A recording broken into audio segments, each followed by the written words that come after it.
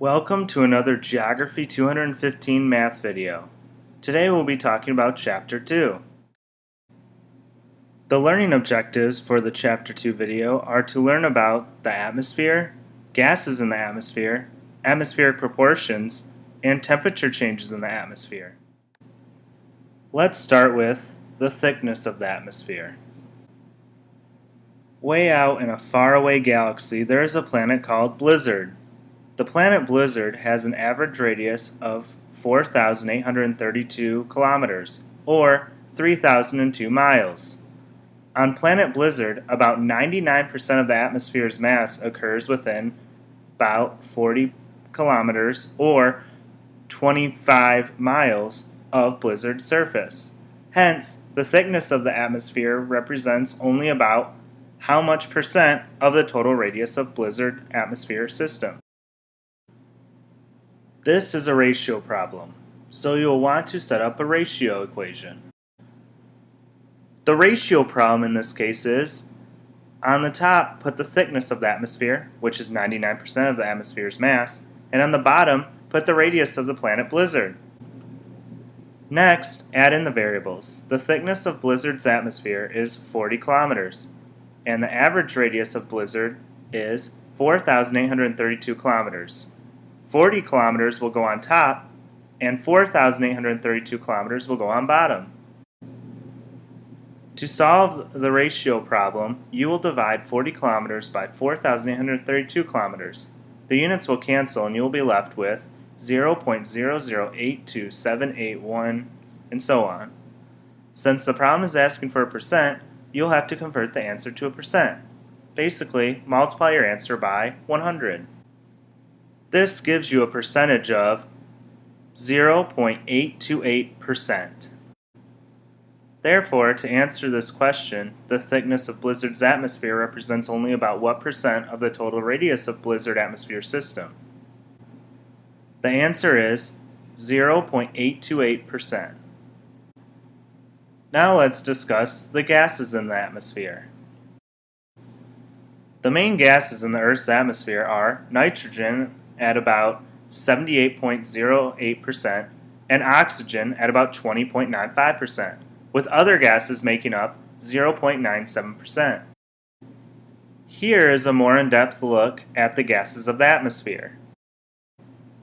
Let's find a percentage of two gases in Earth's atmosphere. Together, nitrogen and argon by volume account for what percent of gases composing the dry air in the lower atmosphere, below an altitude of 80 kilometers. First, have your percentage of gases by volume chart handy. Next, find the two gases the problem asks for. In this case, nitrogen and argon.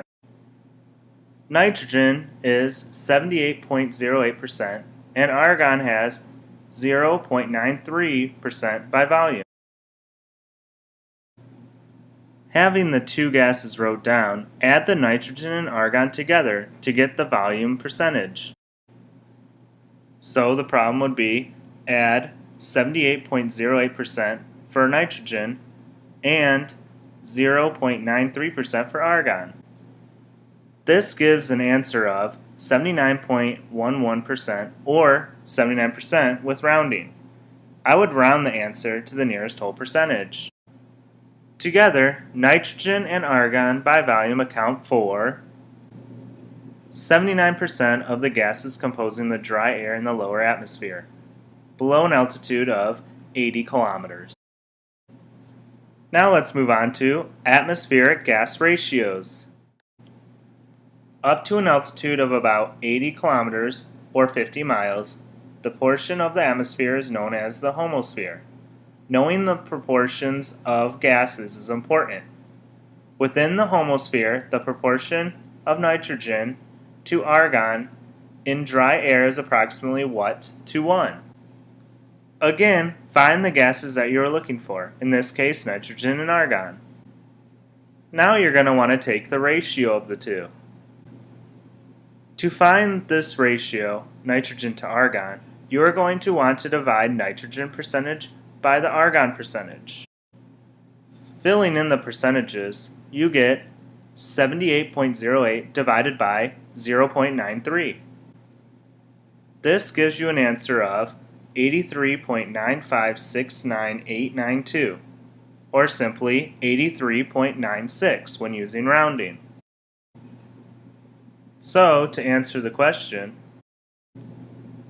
up to an altitude of about 80 kilometers or 50 miles, the portion of the atmosphere known as the homosphere, knowing the proportions of the gases is important.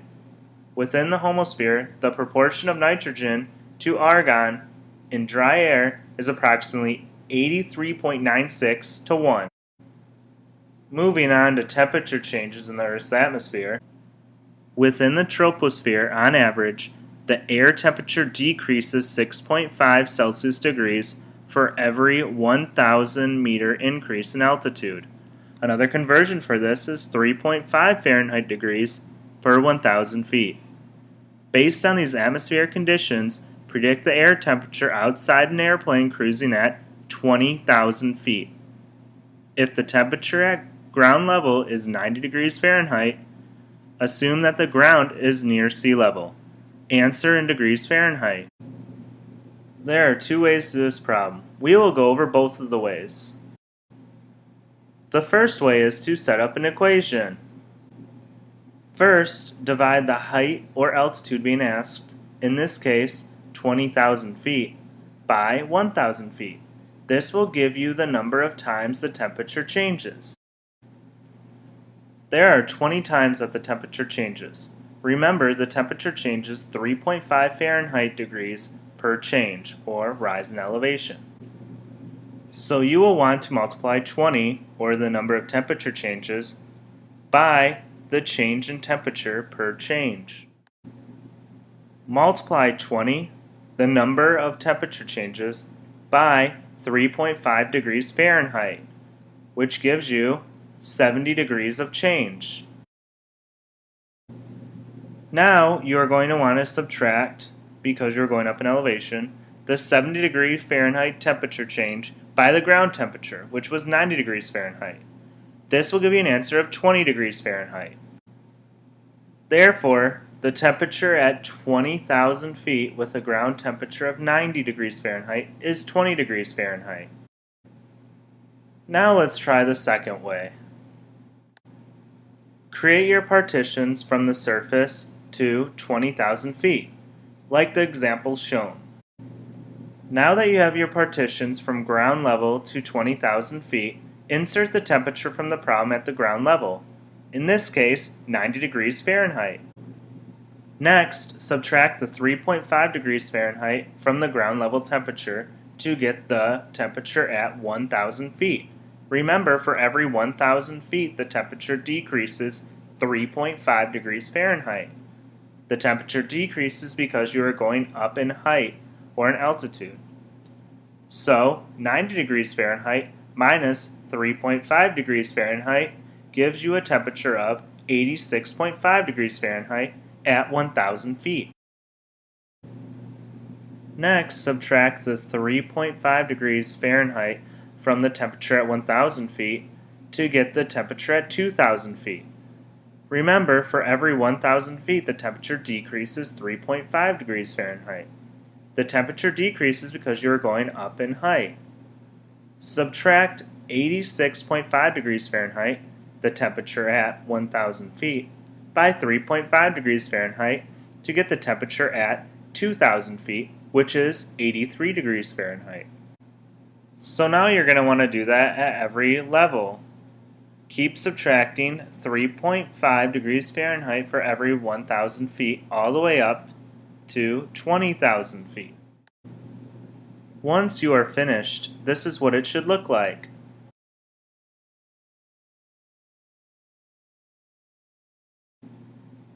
Now, take the temperature at the altitude the question was asking for. In this case, 20,000 feet, and you have your answer.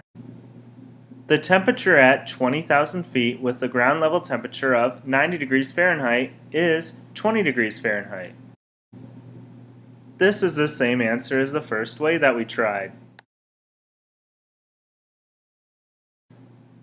So the overall answer to this question is 20 degrees Fahrenheit.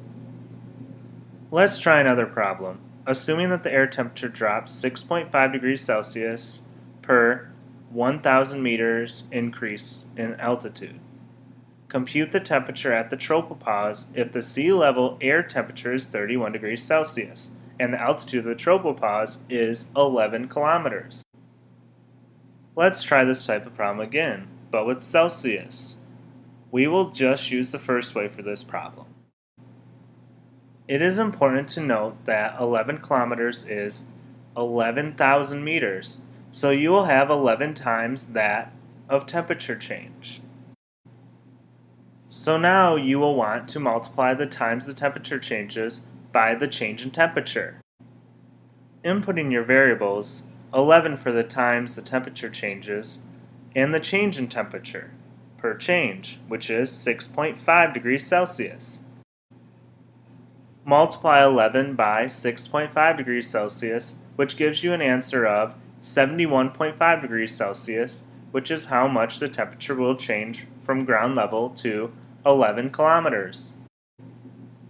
Since the height you are trying to find is going up from the surface, it'll get cooler. So you'll subtract the surface level temperature by the change in temperature. The temperature at 11 kilometers with a ground level temperature of 31 degrees Celsius is negative 40.5 degrees Celsius. It is important to note that if you had the temperature at 11 kilometers, you would add the change in temperature to get to the surface because as air sinks, it warms. This is the end of the Chapter 2 math video. Please let me know if you have any questions.